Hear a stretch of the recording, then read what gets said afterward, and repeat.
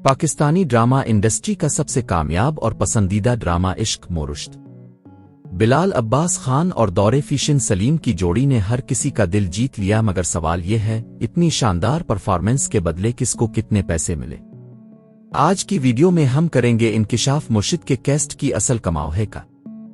सबसे पहले बात करते हैं बिलाल अब्बास खान की, जो मुर्शिद के हीरो और पाकिस्तान के सबसे ज्यादा मांगे जाने वाले अदाकारों में से एक हैं। ज़राए के मुताबिक बिलाल अब्बास खान ने इस ड्रामे के लिए फी किस्त तकरीबन 8 से 10 लाख रुपए तक मुआवजा लिया। जी हां, सिर्फ एक किस्त के इतने पैसे।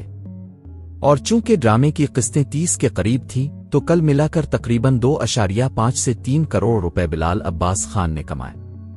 अब बात करते हैं खूबसूरत और टैलेंटेड दौरे फिशन सलीम की, जिन्होंने के किरदार से सबके दिलों में जगह बना ली। दौरे फिशन ने मुर्शिद के लिए फी किस्त तकरीबन 4 से 6 लाख रुपए मुआवजा लिया।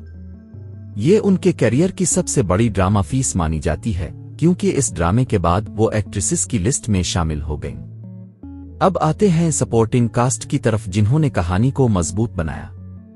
उमैर राना, नौरुल हसन और सलमा हसन अली गिल मिला जैसे अदाकारों ने शानदार परफॉर्मेंस दी। इन सब की फी किस्त तनख्वाह तकरीबन 1 से 2 लाख रुपए के दरमियान रही, जबकि सीनियर अदाकारों को प्रोजेक्ट के हिसाब से पैकेज डील में मुआवजा दिया गया।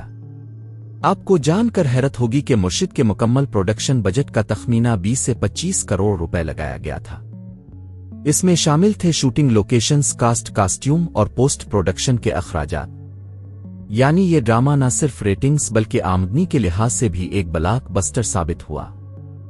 तो दोस्तों, अब के ख्याल में मुर्शिद में सबसे ज्यादा पैसे किसने कमाए, बिलाल अब्बास खान या दौरे फिशन सलीम?